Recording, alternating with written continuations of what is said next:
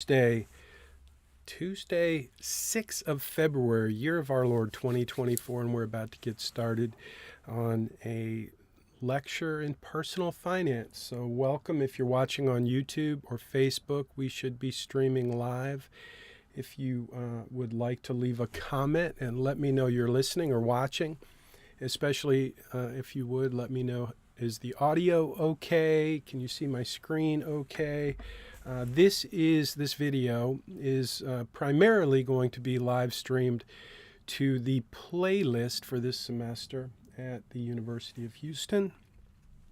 For those of you who are in our personal finance course. So I'm going to jump on over and open the Zoom room and admit some folks. And I'm also, hey Gavin, good to see you. Can you hear me okay? Doing a test, an audio test, getting set up, getting ready. Can you hear me, Gavin? Looks like I am. Yes, great. Thanks, Gavin. Hey, Gavin, are you able to jump in, group me, and just make sure I did I did change the link this week. Last week rather, we had an issue with the link, and it was not showing up in the syllabus had the wrong link. So I did fix that. I fixed it last week after class, but if there's just a few folks in the new link is requiring a passcode. I had to join the link that Herson sent on GroupMe. Okay, well, hey Gavin, are you in GroupMe? Can you shoot this link? I'll shoot the link to you. I'm not sure why it's creating a passcode or requiring a passcode, but there's the link. I just put it. Thank you. I appreciate that. I just put it in to the chat. So we'll give everybody a couple of minutes to join. I guess I need to go into my Zoom settings and make sure that anyone who has the link can join, or make sure I publish the passcode. I guess most Zoom meetings have passcodes. I work out with Justin 3 times a week with the group, and it's a super simple way to log into the Zoom meeting, but there is a passcode, so I guess we would have one too. That just hasn't been an issue in the past, but I apologize. So yeah, I did update the link, but apparently I need to fix that too. So technology is fun. So this week we're going to talk about first memories of money. You're going to do a parental interview, and I'm going to wait and talk about that after everybody gets on board with looks like we have some folks waiting. I'm going to admit everybody. Hello, those of you who grabbed the link from GroupMe and joined. I apologize again. Apparently the passcode is a thing that I need to update in my Zoom settings. The link has been updated, corrected, but yeah, so last week that was one of the things I had to do after the meeting, was correct the link. Not really sure what's going on with that, but anyway, I apologize and thank you for your patience. Let's see, I've got a couple of things to do here. Just so you know, this video is going to be posted in the uhplaylist.com. Hopefully that link is working okay for everybody. It's just a redirect. I purchased the domain uhplaylist.com so that every semester when I create a new playlist for each specific semester, it's super easy to make sure we get the right link. So, and if you ever look at a playlist link from YouTube, it's about a mile long with lots of strange characters and whatnot. So anyway, hopefully that's working. I'm looking at the chat box. If you guys would please, as always, when you join the Zoom meeting, just put in your name and the time that you joined. That becomes kind of my way of keeping track of who's in the meeting. Obviously, it's an asynchronous course, so you don't have to be here But if you are here, I want to make sure I have a record of it. So please do that. Gavin has already confirmed that you can hear me, so I'm assuming you can all hear me. But if you can't hear me, and if you are reading my lips, leave a comment to let me know, or a chat comment. Okay, so I don't see anybody logging in with their name and their the time that you got here, so please do that. Thank you, Laney. I see you're here. Welcome everyone. So I want to get started here, but I'm apologizing again for the fact that there was a passcode that apparently you needed a passcode. Do you guys hey Gavin, do you know what the passcode was? Did you don't, because you got the link directly that I sent here. So I guess you guys, man, I thought if I gave you this direct link, so here's what I'm thinking. This direct link that I just gave you is specific to today's meeting, today's Zoom, I guess. And so it must generate a new link with new lucky charms each time we do a meeting. So I'll work on that again today. I did work on that last week and I thought I got it fixed, but apparently I did not. So I apologize. So it looks like everyone who's in the Zoom waiting room has been let in, and I'm looking to see for the rest of you who are here that got here a few minutes late, put in your name and the time that you joined the meeting. I'd appreciate that. That's how I keep take roll for the folks who are here in the meeting.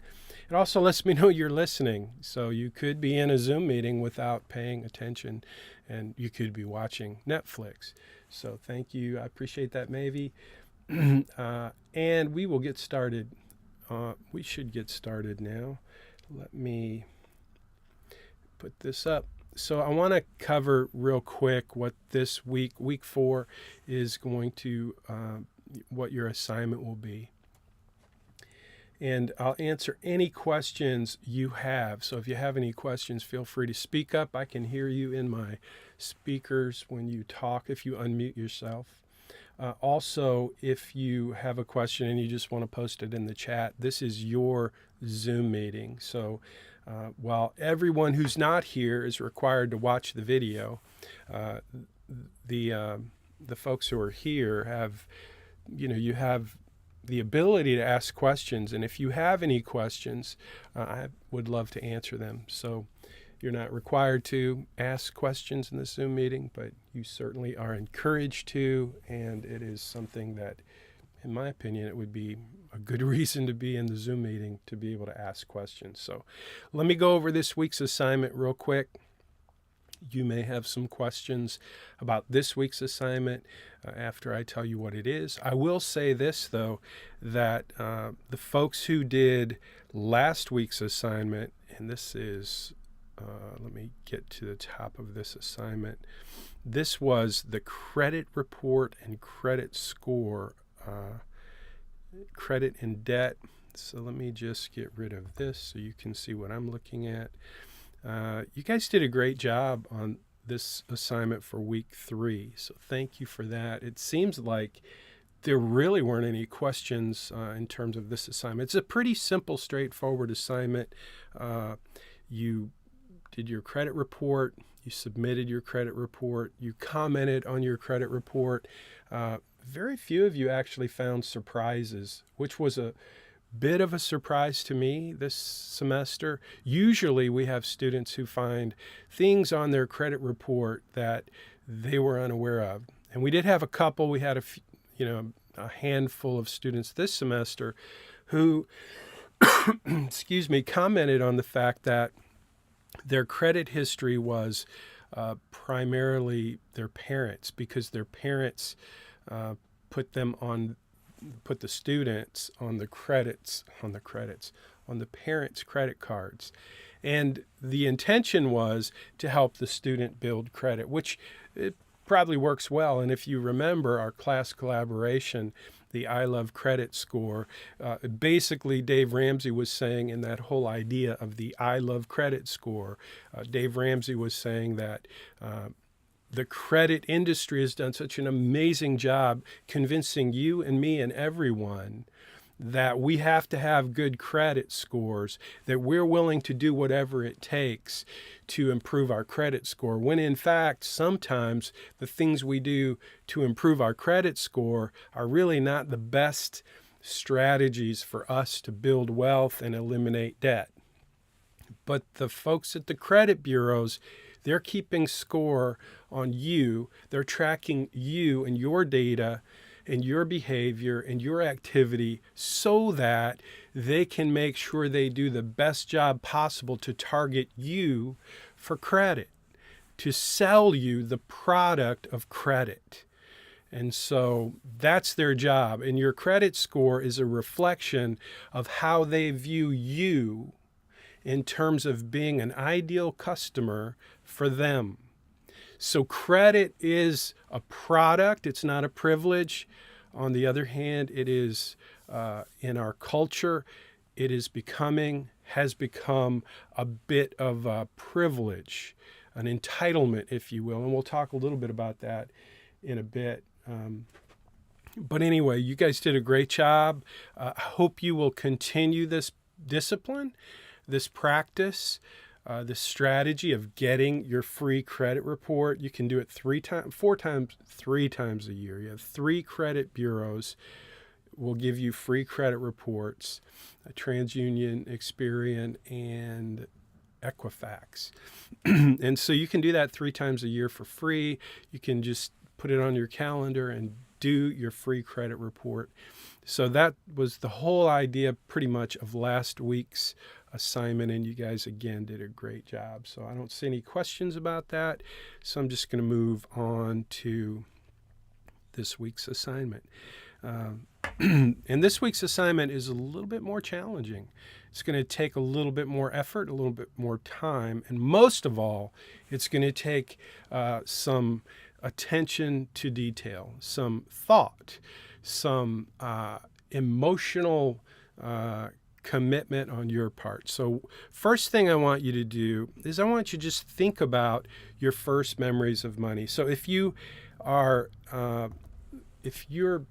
recall last week, I think it was last week I mentioned that every lecture in every Zoom meeting, I'm going to share with you our secret class collaboration, and I am stealing your opportunity at the moment to ask the question, what is this week's secret class collaboration element? Because if you ask that question in the chat, it's just a fun little way to keep you engaged, and it helps me have a smile every once in a while. I have a student who says, "Hey, Professor Munchback, what is this week's class collaboration?"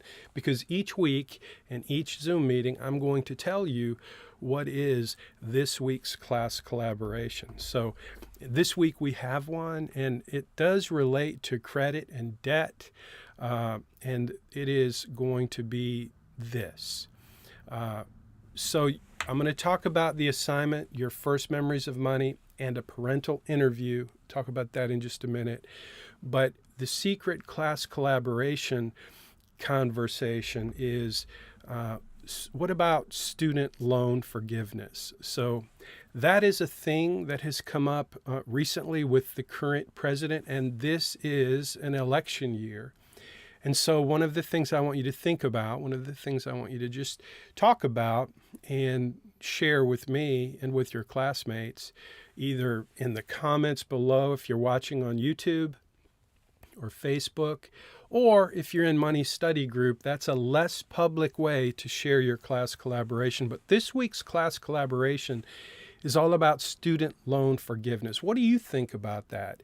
How do you feel about living in a culture where we have certain laws, certain expectations, certain mores, values, and all of a sudden one guy in the White House can say, "Hey, we're going to scratch that, and we're going to say to all these people who could potentially vote for me that you don't have to pay back your student loans." Now, if you're a student who has a pile of student loans, I suspect, and this is an assumption, and you know what happens when people assume.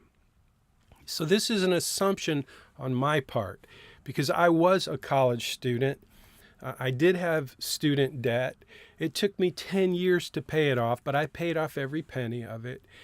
But I think if someone would have offered to take that student loan and forgive it for me, I would have been like, hey, I like that guy. So I'm just curious, how do you feel about that? And have you thought about the ramifications of having people across the country from every different level of economics? Because student loan forgiveness was not just for people who couldn't afford to pay their loans. This is mostly for people that had a ton of student loans that they acquired through advanced education, and many of them are actually employed in the business, in the industry that they studied to be in. So they're making pretty good money, and if you're working at McDonald's, your taxes, or maybe you're a waiter at Carrabba's, but regardless, these people who could be considered on the upper end of the scale because they were able to take advantage of higher education, those people are going to be receiving a benefit. This is called redistribution of wealth. Those people who have the student loans forgiven are going to receive a benefit from all of the rest of us who don't have student loans.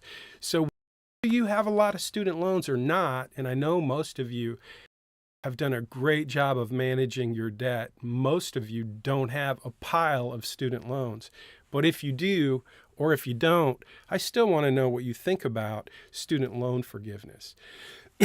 So, by the way, I want to just tell a quick story about my first semester teaching personal finance. In that first semester of teaching personal finance, I had a student who came to me after class. It was either the first class or the second class, and I could tell that this young man was under some stress. And as soon as he met with me, we went for a walk down the hallway and got a coffee, and he just shared his story with me. And it was my first semester to teach, so I was very interested. I like people. I like hearing stories. I like to get to know people, and I'm pretty open and honest. And so I have the opportunity on a regular basis to kind of be a coach. And in this role as a professor of personal finance, that happens a lot, to be the person who receives a call. Hey, I've got a question. I'm working on some issues. And so that is something that happens to me a lot, and it happened to me in the first semester with this student. But his issue was he wanted to talk to me about how he had accumulated, and this was 12 years ago, and at the time it was a lot of money, $125,000 in student loans. And the reason was because this student was wrestling with some behaviors, some addictions, drank too much, spent way too much money at the bars. He also had changed his major multiple times, and so instead of finishing college in 4 years, which is what his plan was, it took him over 5 years. But he was ready to graduate. It was a spring semester just like this, 2012, and he was going to be graduating in May, and he's sharing his story with me. And so it was painful, and it scared me because, again, this was one of the first students that I actually engaged with as the professor here, and in my role as the instructor for personal finance. It was very interesting to me, but very unnerving to think that students in general were carrying that kind of loans, that level of debt for college. And especially, like, his story is pretty clear. He didn't really have any serious purpose in accumulating all that. It was just a matter of going to college, partying way too much, having no real plan and no real purpose, and just keeping doubling down and spending and putting on more and more debt.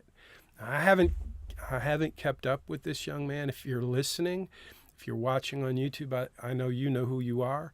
And maybe you're not this specific student, but you're a student who had that situation. I'd love to hear what you think about student loan forgiveness. And again, my assumption is that if you were that student, you would be on your knees thanking God for this guy in the White House who's willing to do whatever it takes to help people, no matter where they are, no matter what their situation is. Maybe they have a great job and they can afford to pay that loan, but this guy in the White House would love to eliminate that. And it seems to me, this is my opinion, I'm curious about yours, it seems to me in a culture with laws and with certain values that that's kind of political.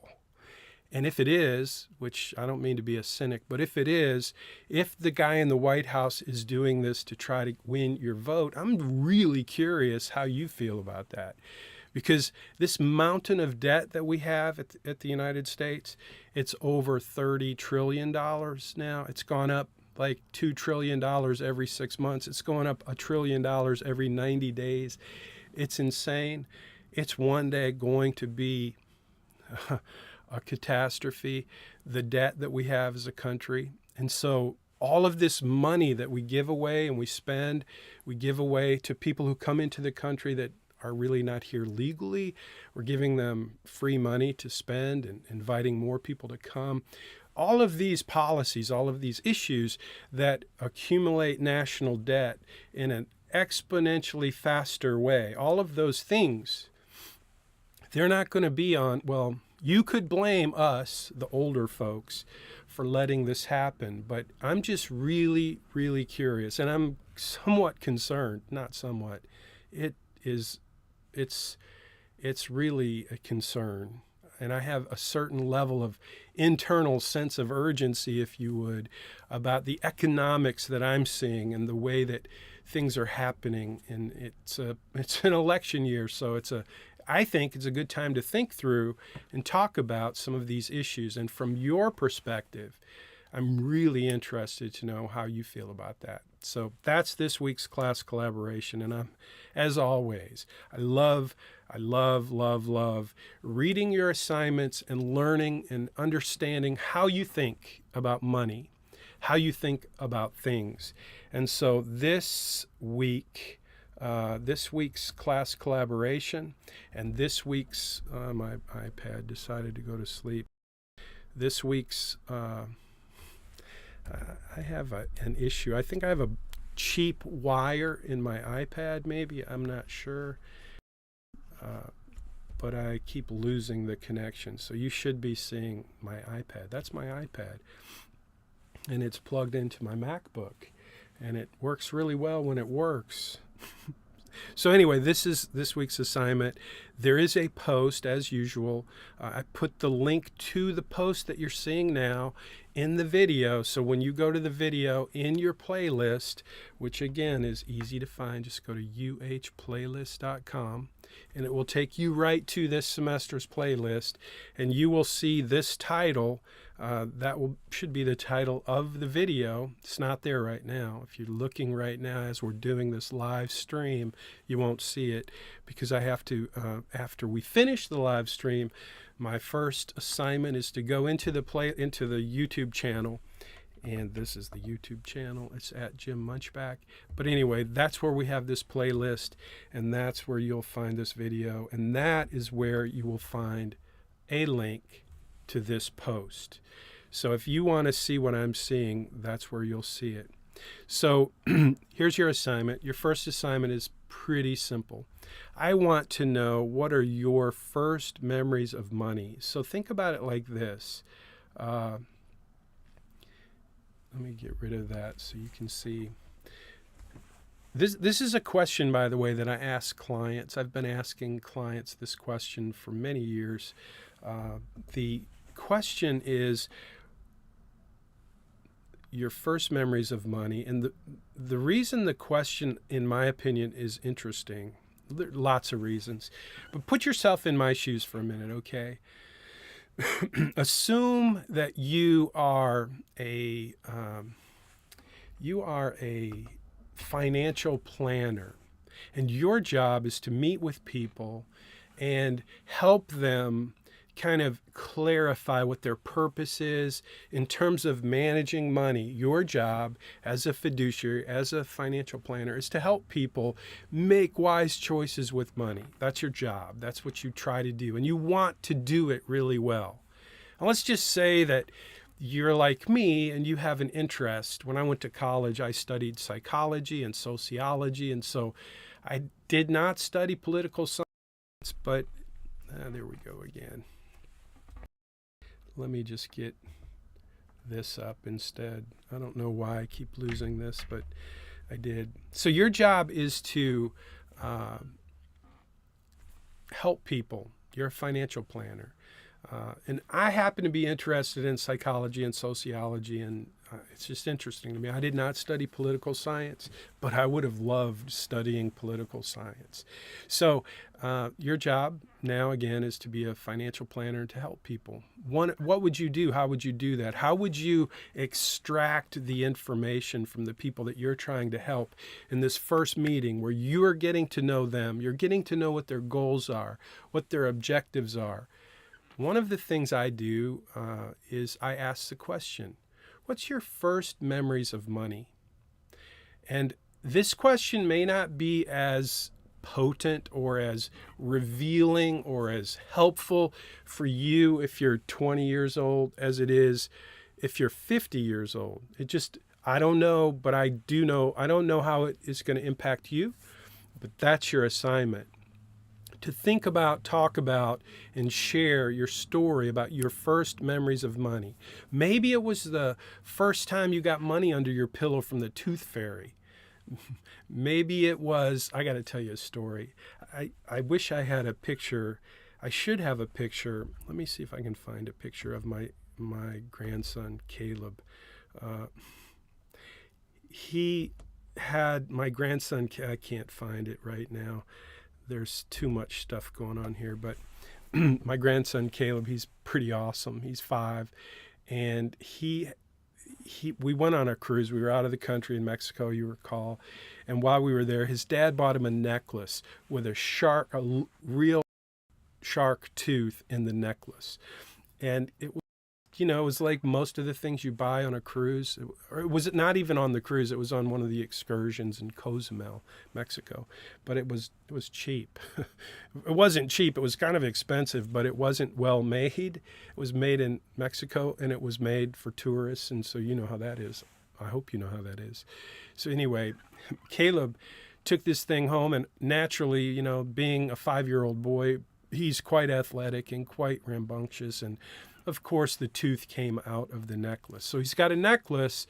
We still have the necklace. Lovey, that's his grandmother. That's my wife, Connie. We call her Lovey. She is wearing the necklace today. Doesn't have a tooth in it. But Caleb, this brilliant 5-year-old, took the tooth and he put it under the pillow, expecting that the tooth fairy would show up and give him some money. The problem was he put it under the pillow on the cruise ship the last night of the cruise, and then we had to get off the ship. So, that could be one of Caleb's first memories of money. I don't know, but we'll see. 10 years, 15, 20 years from now, we'll see if he remembers that.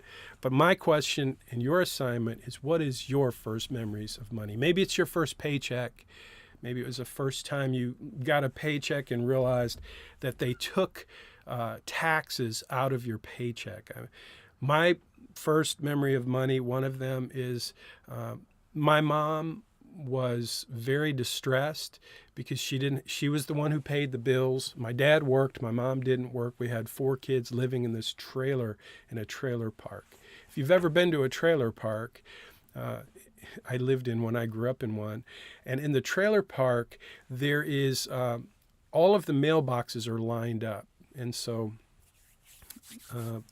that's how you go get the mail. You go to your mailbox, you grab your mail. But my mom was very upset because she didn't have enough money to pay the bills.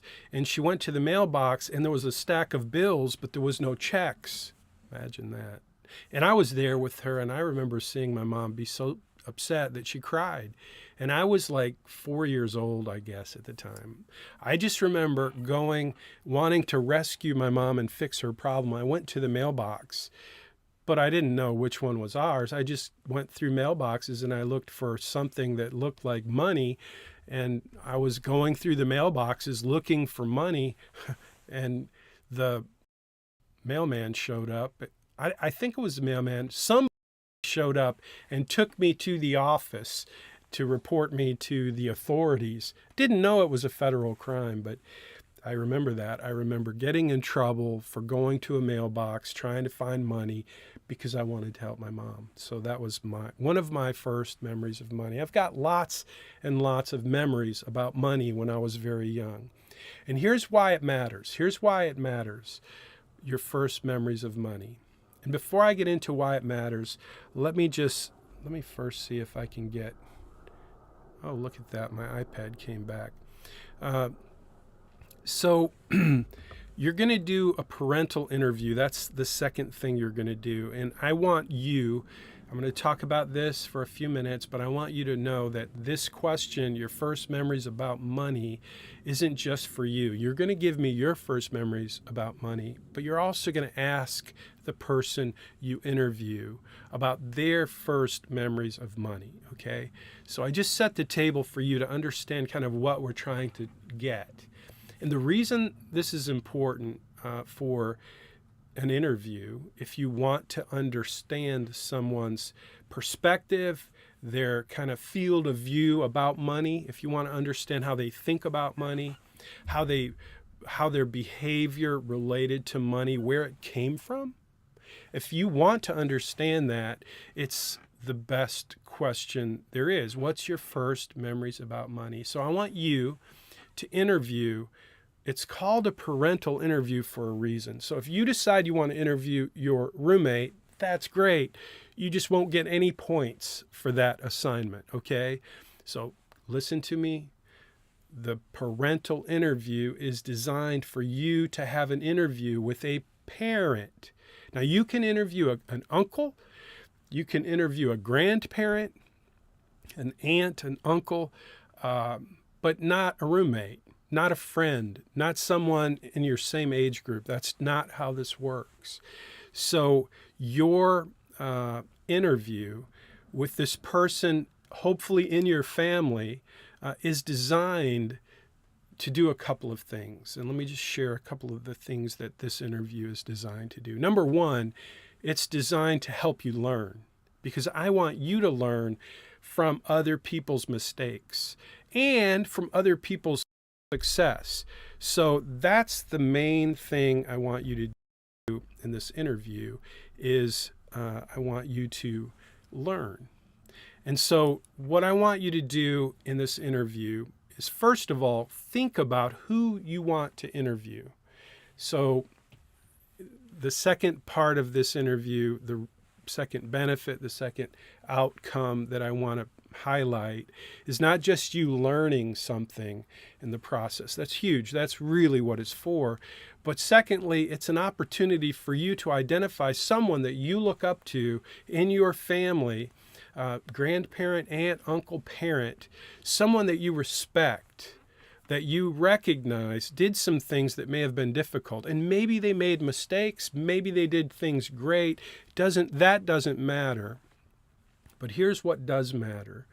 What matters is that you kind of know going into this interview that you're going to ask some questions that could be very challenging. They could be difficult. They could be emotionally challenging. You could be uncovering or kind of bringing up memories from the past that could be very painful for the person you're interviewing. And that's okay, because by you selecting this person to interview, I want you to set the table and help them understand in the interview that you chose them. You selected them because you want to learn from their story. And I promise you, whoever you go to in your family, and you set the table in that way with respect and consideration and a genuine curiosity to learn from them, if you do that, this experience will be very good for you and for them. And it's very important that you recognize this interview is not just another assignment. I love to read your articles after you do this interview. But I really want to make sure you understand that when you do this interview, you have to be respectful and aware that it could be difficult, it could be challenging. And I want you to be ready for that. I want you to be prepared for that. I want you to be present with the folks that you meet with. You can do it by phone, by Zoom. Best way to do it is go have a cup of coffee, go for a walk. I have, in my family, we have Uncle Hank. Hank was the guy. He passed about 3 years ago, same year as my dad passed. I had 3 family losses in the same 2 months. My Aunt Doris, my Uncle Hank, and my dad. But Uncle Hank, he's the guy. When we got married, I took my wife to Bowling Green, Kentucky. That's where my mom's family was from. So my mom's side of the family, Bowling Green, Kentucky, and they're all there in Bowling Green. That's where my grandma and grandpa lived. And so I took my wife there to meet everybody. And when she met Uncle Hank, he was married to my Aunt Lorraine. And when my wife met Uncle Hank, she knew this is the guy to look up to. This is the guy today, if I was a student in your shoes, he'd be the guy I would want to interview. Every time we had a challenging issue, my wife, Connie, would always ask, what would Uncle Hank do? I mean, he was that guy in the family, and we miss him terribly. But that was the guy that I would interview. In fact, I did interview Hank. He grew up on a pig farm. Now, if you read my book, Make Your Money Count, I say it's a cow farm because my editor thought that would be more appealing than a pig farm. But the truth is, he grew up on a pig farm. They made sausage. It was all about the pigs. And so when I asked Uncle Hank his first memory of money, we went for a long walk, beautiful day in Bowling Green, Kentucky, out in the country. And when I asked Uncle Hank his first memory of money, his answer surprised me, but it was very, very helpful. He told me a story about how he was, as a young boy, he came home from school and his dad was at the kitchen table and his dad was crying. And Hank had never seen his dad cry. And so he knew something was drastically wrong. And what had happened is Uncle Hank, his dad, was a pig farmer. And the way that business worked is every year they would take their pigs and someone would come and offer them money, pay them money, and then take the pigs. It was a one paycheck a year kind of business. And that one paycheck obviously made all the difference in terms of the family finances. And so in that one year, this gentleman, Uncle Hank's dad, had done a transaction with a pig broker. That's the guy who comes with a contract and makes a deal to buy your pigs. And the guy signed the contract. And when he did, he signed the contract. Uncle Hank's dad signed the contract. And this guy, he gave him a check, but the check was not a good check. It was a total scam. And they lost all the money. The guy picked up the pigs, left a check, took the pigs, and now Uncle Hank's dad had nothing for the whole year. It was a total scam. And so Hank's telling me this story about how he experienced his father go through this epic challenge that year and how he watched that. Now, here's something I learned about Hank. Hank became one of my best clients in wealth management. He was kind enough to hire me when I went to work on Wall Street at Morgan Stanley in the wealth management department. And so I asked this question to Hank and his wife, what's your first memory of money?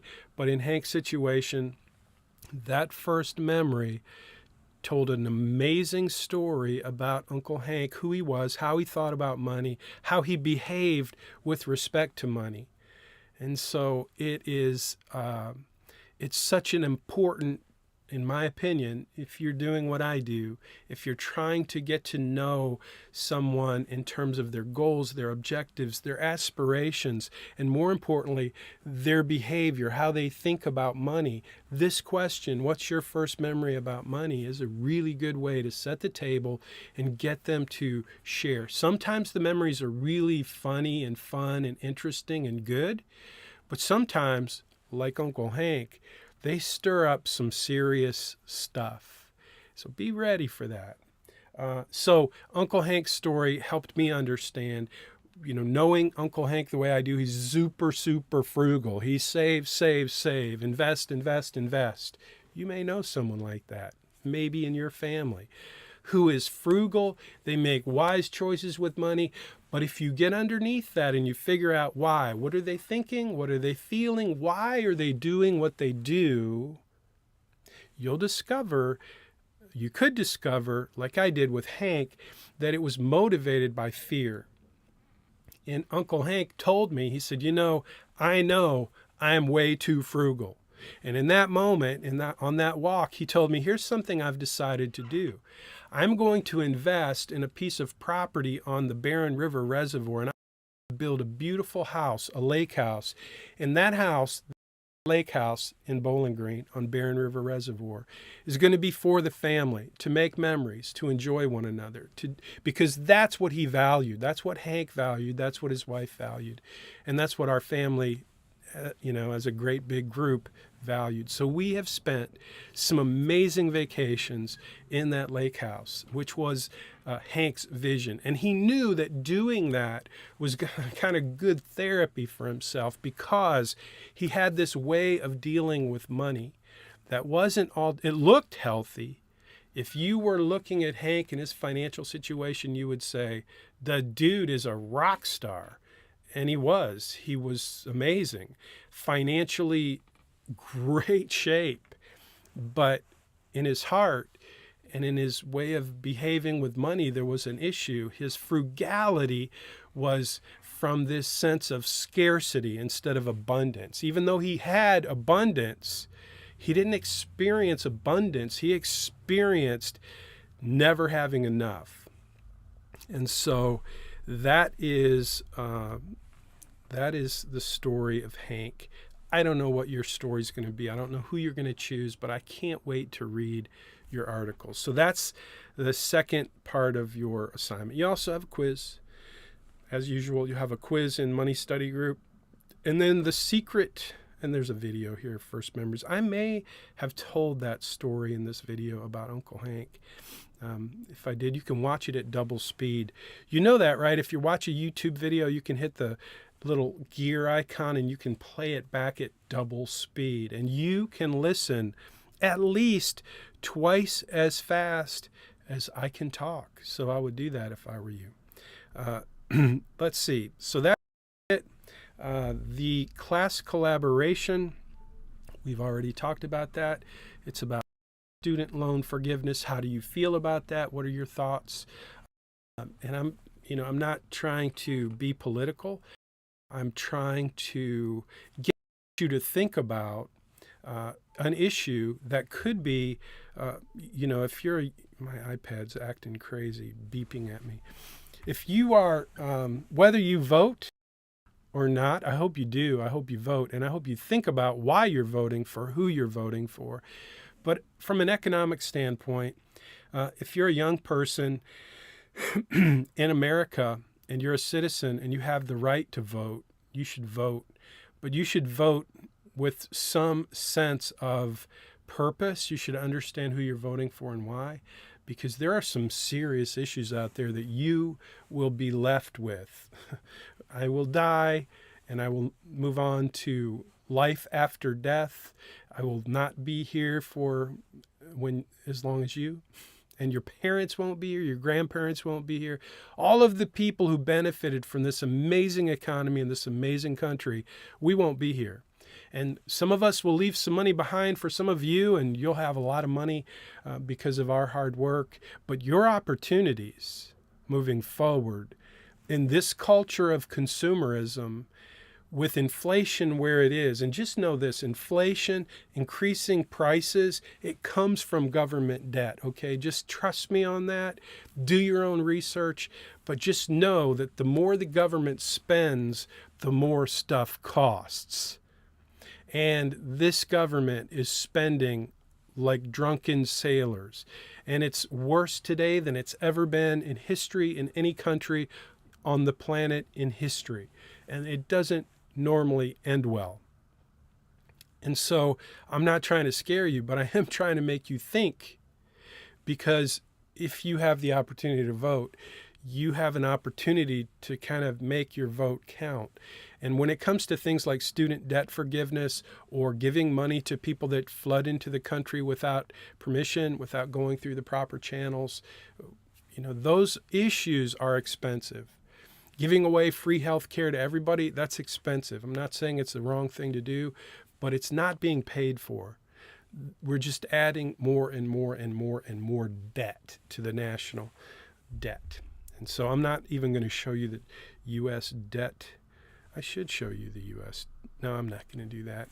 You can look it up. Just Google U.S. debt clock. Just look at that bad boy. Anyway, that's my little sermonette, I guess. But it is your secret class collaboration that I want you to think about, and I want you to comment on and share. So I'm looking at the chat now to see if we have in the Zoom meeting any questions, and I'm not seeing any questions. So I'm going to go ahead and call it a lecture. Let's see. I'm going to call that a day.